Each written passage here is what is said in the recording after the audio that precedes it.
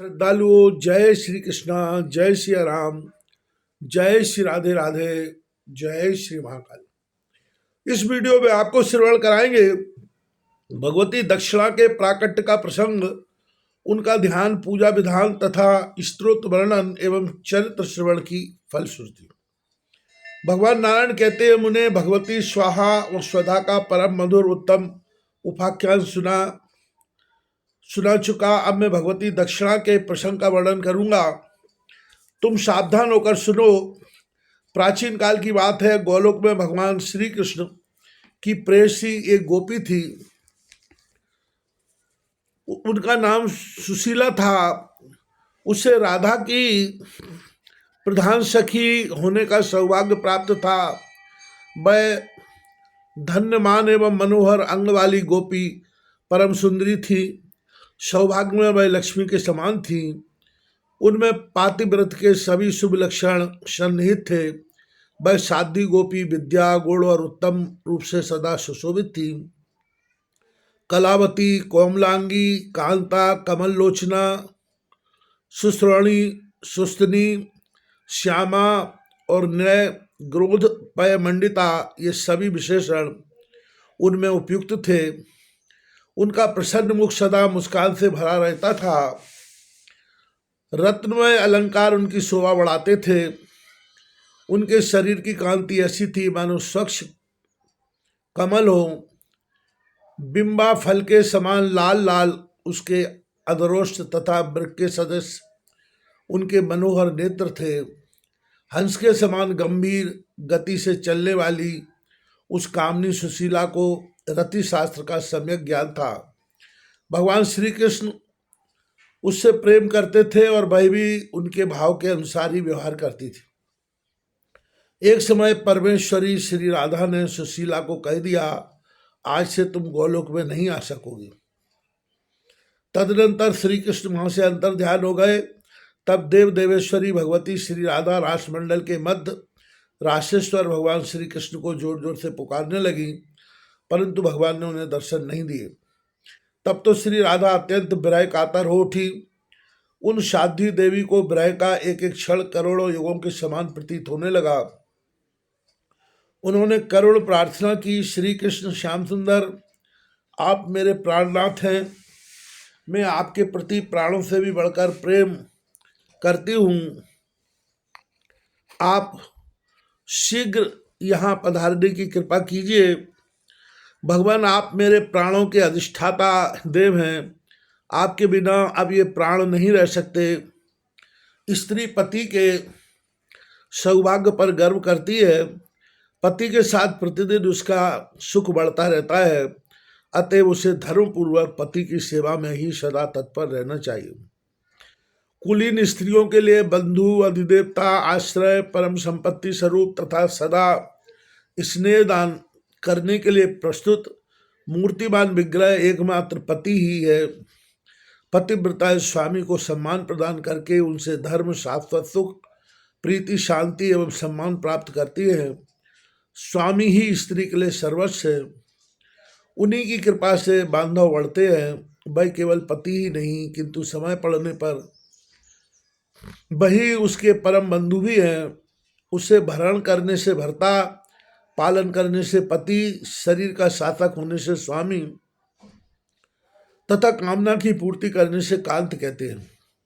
वह सुख की वृद्धि करने से बंधु, प्रीति प्रदान करने से प्रिय, ऐश्वर्य का दाता होने से ईश, प्राण का स्वामी होने से प्राणनायक तथा रति सुख प्रदान करने से रमण कहलाता है। अतः कुलीन स्त्रियों के लिए पति से बढ़कर दूसरा कोई प्रिय नहीं है। पति के शुक्र से पुत्र की उत्पत्ति होती है, इससे वह प्रिय माना जाता है। पतिव्रताएं 100 पुत्रों से भी अधिक पति को प्रेम पात्र समझती हैं। उनके मन से यह धारणा कभी दूर नहीं होती, जो असत कुल में उत्पन्न है वही स्त्री पति के इस धार्मिक रहस्य को समझने में असमर्थ है। संपूर्ण तीर्थों में स्नान, अखिल यज्ञों में दक्षिणा दान, पृथ्वी की प्रदक्षिणा, अनेक प्रकार के तप, सभी व्रत, अमूल्य वस्तुदान, पवित्र उपासनाएं तथा गुरु देवता एवं विप्रों की सेवा, इन श्रेष्ठ कार्यों की बड़ी प्रशंसा सुनी है, किंतु ये सबके सब स्वामी के चरण सेवन की 16वीं कला की भी तुलना नहीं कर सकते। गुरु, विप्र और देवता ये सभी एक से एक श्रेष्ठ है, किंतु इन सब की अपेक्षा स्त्री के लिए पति ही परम गुरु है। जिस प्रकार पुरुषों के लिए विद्या प्रदान करने वाले गुरु माने जाते हैं, वैसे ही कुलीन स्त्रियों के लिए पति है। भगवान आप असंख्य गोपों, गोपियों, ब्रह्मांडों तथा वहां के निवासी प्राणियों के लिए एकमात्र स्वामी हैं। विश्व से लेकर अखिल ब्रह्मांड गोलोक तक का साम्राज्य जो मुझे प्राप्त है, यह केवल आपकी कृपा का ही प्रसाद है। स्त्री स्वभाव मिटता नहीं, अतः मैं आपके रहस्य को न समझकर कभी कभी इस प्रकार का दुराव कर बैठती हूँ, आप मुझे क्षमा करें। इस प्रकार कहकर श्री राधा भक्ति पूर्वक भगवान श्री कृष्ण का ध्यान करने लगी। प्रेम के कारण उनकी आंखों से आंसू ढल रहे थे। नाथ नाथ की करुण ध्वनि उनके मुख से निकल रही थी। वियोग के कठिन दुख का अनुभव करती हुई वे दैन्य भाव से कह रही थी, प्रभु अब तुरंत दर्शन देने की कृपा कीजिए। तदनंतर श्री कृष्ण ने प्रकट होकर राधा के विरह ताप को शांत किया। मुने उसी समय का प्रसंग है। श्री राधा की सहचरी सुशीला नाम की जो गोपी थी, जिसे राधा ने गौलोक से च्युत होने के लिए कह दिया था, वहां से चलकर देवी दक्षिणा के नाम से प्रकट हुई थी। इनके प्रकट होने का प्रसंग इस प्रकार है। दीर्घ काल तक तपस्या करके भगवती लक्ष्मी के विग्रह में उसने स्थान प्राप्त कर लिया। तब अत्यंत कठिन यज्ञ करने पर भी देवताओं के सामने फल उपस्थित नहीं होता था। वे सभी उदास होकर ब्रह्मा जी के पास गए। ब्रह्मा जी ने उनकी प्रार्थना सुनकर जगत प्रभु भगवान श्री हरि का ध्यान किया। बहुत समय तक भक्तिपूर्वक ध्यान करने के पश्चात उन्हें आदेश प्राप्त हुआ। स्वयं भगवान नारायण ने महालक्ष्मी के दिव्य विग्रह से मृत लक्ष्मी को प्रकट किया और दक्षिणा नाम रखकर उसे ब्रह्मा जी को सौंप दिया। ब्रह्मा जी ने यज्ञ संबंधी कार्यों की संपन्नता के लिए देवी दक्षिणा के यज्ञ पुरुष के पास रहने की व्यवस्था कर दी। उस समय यज्ञ पुरुष का मन आनंद से भर गया। उन्होंने विधि के साथ भगवती दक्षिणा की पूजा और स्तुति की। उन देवी का वर्ण तपाए हुए स्वर्ण के समान था। प्रभा ऐसी थी मानो करोड़ों चंद्रमा हूँ। उनका अत्यंत कमनीय विग्रह मन को मुग्ध कर देता था। कमल के समान मुख वाली वे कोमलांगी देवी कमल जैसी विशाल नेत्रों से शोभा पा रही थी। भगवती लक्ष्मी से प्रकट उन आदरणीय देवी के लिए कमल ही आसन भी था। शुद्ध चिन्मय वस्त्र उनके शरीर की शोभा बढ़ा रहे थे। उन साध्वी का ओठ सुपक बिंबा फल के सदृश था। उन्होंने अपने केश कलाप में मालती के पुष्पों की माला धारण कर रखी थी। उनके प्रसन्न मुख पर मुस्कान छाई थी। वे रत्न निर्मित भूषणों से विभूषित थी। उनका सुंदर वेश था। उन्हें देखकर मुनियों का मन भी मुग्ध हो जाता था। कस्तूरी मिश्रित चंदन से बिंदी के रूप में अर्धचंद्राकार तिलक उनके ललाट पर शोभा पा रहा था। केशों के समीप सिंदूर की एक छोटी बिंदी थी। उनके रहने का स्थान भी जगमगा रहा था। सुंदर नितंब ब्रश श्रोणी और विशाल वक्ष स्थल से वे शोभा पा रही थी। फिर ब्रह्मा जी के कथनानुसार यज्ञ पुरुष ने उन देवी को अपनी शय धर्मणी बना लिया। कुछ समय बाद देवी दक्षिणा गर्भवती हो गई। 12 दिव्य वर्षों के बाद उन्होंने संपूर्ण कर्मों के फलस्वरूप श्रेष्ठ पुत्र उत्पन्न किया। कर्म समाप्त होने पर फल प्रदान करना उस पुत्र का सहज गुण हुआ। अतः वेदज्ञ पुरुष इस प्रकार कहते हैं कि भगवान यज्ञ देवी दक्षिणा तथा अपने पुत्र फल से संपन्न होने पर ही कर्मों का फल प्रदान करते हैं। नारद इस प्रकार यज्ञ पुरुष दक्षिणा तथा फलदाता पुत्र को प्राप्त करके सबको कर्मों का फल प्रदान करने लगे। तब देवताओं के मन में बड़ी प्रसन्नता हुई। वे सभी सफल मनोरथ होकर अपने अपने स्थान पर चले गए। मैंने धर्मदेव के मुख से ऐसा सुना है, अतः मुने कर्ता को चाहिए कि कर्म करने के पश्चात तुरंत दक्षिणा दे दे, तभी श्रद्धा फल प्राप्त होता है। यह वेदों की स्पष्ट वाणी है। यदि दैववश अथवा अज्ञान से यज्ञ करता कर्म संपन्न हो जाने पर तुरंत ही विप्रों को दक्षिणा नहीं दे देता, तो उस दक्षिणा की संख्या उत्तरोत्तर बढ़ती चली जाती है और साथ ही यजमान का संपूर्ण कर्म भी निष्फल हो जाता है।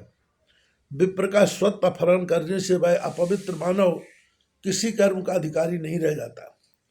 उसी पाप के फलस्वरूप उस पातकी मानव को दरिद्र और रोगी होना पड़ता है। लक्ष्मी अत्यंत भयंकर शाप देकर उसके घर से चली जाती है। उसके दिए हुए श्राद्ध और तर्पण को पितर ग्रहण नहीं करते हैं। ऐसे ही देवता उसकी की हुई पूजा तथा अग्नि में दी हुई आहुति भी स्वीकार नहीं करते। यज्ञ करते समय कर्ता ने दक्षिणा संकल्प कर दी, किंतु दी नहीं, और प्रतिज्ञा लेने वाले ने उसे मांगा भी नहीं, तो वे दोनों व्यक्ति नरक में इस प्रकार गिरते हैं जैसे रस्सी टूट जाने पर घड़ा। विप्र इस प्रकार की यह रहस्य भरी बातें बतला दी, तुम्हें पुनः क्या सुनने की इच्छा है?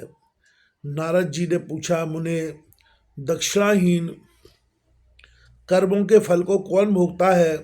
साथ ही यज्ञ पुरुष ने भगवती दक्षिणा की किस प्रकार पूजा की थी, वह भी बतलाइए। भगवान नारायण कहते हैं, मुने, दक्षिणाहीन कर्म में फल ही कैसे लग सकता है, क्योंकि फल प्रसव करने की योग्यता तो दक्षिणा वाले कर्म में ही है। मुने, बिना दक्षिणा का कर्म तो बलि के पेट में चला जाता है। पूर्व समय में भगवान वामन बलि के लिए आहार रूप में से अर्पण कर चुके हैं। नारद अश्रोत्रिय और श्रद्धाहीन व्यक्ति के द्वारा श्राद्ध में दी हुई वस्तु को बलि भोजन रूप से प्राप्त करते हैं। शूद्रों से संबंध रखने वाले विप्रों के पूजा संबंधी द्रव्य निषिद्ध एवं आचरणहीन विप्रों द्वारा किया हुआ पूजन तथा गुरु में भक्ति न रखने वाले पुरुष का कर्म, ये सब बलि के आहार हो जाते हैं, इसमें कोई संशय नहीं है। मुने, भगवती दक्षिणा के ध्यान, स्तोत्र और पूजा विधि के क्रम कर्ण शाखा में वर्णित हैं, वह सब मैं कहता हूँ, सुनो।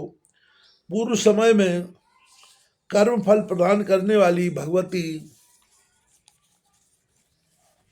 दक्षिणा जब यज्ञ पुरुष को प्राप्त हुई, तब वे उनके सुंदर रूप पर मोहित हो गए। ऐसी स्थिति में उन्होंने उन देवी की स्तुति की। यज्ञ पुरुष ने कहा, महाभागे, तुम पूर्व समय में गोलोक की एक गोपी थी। गोपियों में तुम्हारा प्रमुख स्थान था। राधा के समान ही तुम उनकी सखी थी। भगवान श्री कृष्ण तुमसे प्रेम करते थे। कार्तिकी पूर्णिमा के अवसर पर राधा महोत्सव मनाया जा रहा था। कुछ कार्यांतर उपस्थित हो जाने के कारण तुम भगवती महालक्ष्मी के दक्षिण कंधे से प्रकट हुई थी, अतएव तुम्हारा नाम दक्षिणा पड़ गया। शोभने तुम इससे पहले परम शीलवती होने के कारण सुशीला कहलाती थी। तुम ऐसी सुयोग्या देवी श्री राधा के शाप से गोलोक से च्युत होकर दक्षिणा नाम से संपन्न हो मुझे सौभाग्यवश प्राप्त हुई हो। सुभगे, तुम मुझे अपना स्वामी बनाने की कृपा करो। तुम ही यज्ञशाली पुरुषों के कर्म का फल प्रदान करने वाली आदरणीय देवी हो। तुम्हारे बिना संपूर्ण प्राणियों के सभी कर्म निष्फल हो जाते हैं। तुम्हारी अनुपस्थिति में कर्मियों का कर्म भी शोभा नहीं पाता है।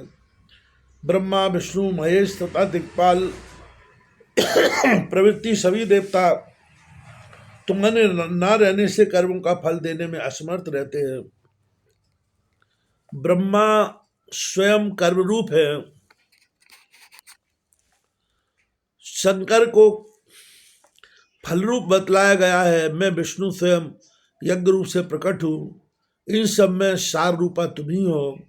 फल प्रदान करने वाले पर ब्रह्म और निर्गुणा भगवती प्रकृति तथा स्वयं भगवान श्री कृष्ण तुम्हारे ही सहयोग से शक्तिमान बने हैं। कांते, तुम ही मेरी शक्ति हो। वरानने तुम जन्म जन्मांतर में निरंतर मेरे समीप रहो और मैं तुम्हारे संपूर्ण कार्यों में सहायता देने में सफल बना रहूं। यज्ञ पुरुष के इस प्रकार प्रार्थना करने पर यज्ञ की अधिष्ठात्री देवी भगवती दक्षिणा प्रसन्न होकर उनके सामने उपस्थित हुई और उन महाभाग यज्ञ को उन्होंने अपना स्वामी बना लिया। यह भगवती दक्षिणा का स्तोत्र है। जो पुरुष यज्ञ के अवसर पर इसका पाठ करता है उसे संपूर्ण यज्ञों के फल सुलभ हो जाते हैं, इसमें संशय नहीं है। सभी प्रकार के यज्ञों के आरंभ में जो पुरुष इस स्तोत्र का पाठ करता है उसके सभी यज्ञ निर्विघ्न संपन्न हो जाते हैं, यह ध्रुव सत्य है। इस स्तोत्र यह स्तोत्र तो कह दिया, अब ध्यान और पूजा विधि सुनो। विद्वान पुरुष को चाहिए कि साल ग्राम की मूर्ति में अथवा कलश पर आवाहन करके भगवती दक्षिणा की पूजा करें। ध्यान यूँ करना चाहिए, भगवती लक्ष्मी के दाहिने कंधे से प्रकट होने के कारण दक्षिणा नाम से विख्यात ये देवी साक्षात कमला की कला है। संपूर्ण यज्ञ यागादि कर्मों में अखिल कर्मों का फल प्रदान करना इनका सहज गुण है। ये भगवान विष्णु की शक्ति स्वरूपा है, सबने इनकी वंदना की है। ऐसी सुभा शुद्धिदा शक्ति रूपा एवं सुशीला नाम से प्रसिद्ध भगवती दक्षिणा की मैं उपासना करता हूँ। नारद इसी मंत्र से ध्यान करके विद्वान पुरुष मूल मंत्र से इन वरदायिनी देवी की पूजा करें। पाद अर्ध आदि सभी इसी वेदोक्त मंत्र के द्वारा अर्पण करने चाहिए। मंत्र यह है, ओम श्रीम क्लीम हीम दक्षिणाय स्वाहा। सुधीजनों को चाहिए कि सर्व पूजता इन भगवती दक्षिणा की अर्चना भक्ति पूर्वक उत्तम विधि के साथ करें।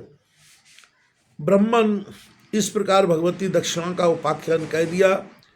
यह उपाख्यान सुख प्रीति एवं संपूर्ण कर्मों का फल प्रदान करने वाला है। भूमंडल पर रहने वाला भारतवर्ष का जो भी पुरुष देवी दक्षिणा के चरित्र का सावधान होकर श्रवण करता है उसके कोई कर्म अधूरे नहीं रह सकते। पुत्रहीन पुरुष गुणवान पुत्र के पिता होने का सौभाग्य प्राप्त कर लेता है। जो भार्याहीन हो उसे परम सुशीला सुंदरी पत्नी सुलभ हो जाती है। साथ ही उसका घर कुलीन पुत्र वधु से संपन्न हो जाता है। पुत्र उत्पन्न करना, विनय, मधुर भाषण, पातिव्रत तथा शुद्ध आचरण, ये सभी सद्गुण उस पुत्र वधु में रहते हैं। विद्याहीन विद्वान, दरिद्री, धनवान, भूमिहीन भूमिमान तथा प्रजाहीन व्यक्ति श्रवण के प्रभाव से प्रजावान बन जाता है। संकट, बंधु विच्छेद, विपत्ति तथा बंधन के अवसर पर 1 महीने तक इसका श्रवण करके पुरुष इन सभी विषम परिस्थितियों से छूट जाता है, इसमें कोई संदेह नहीं है।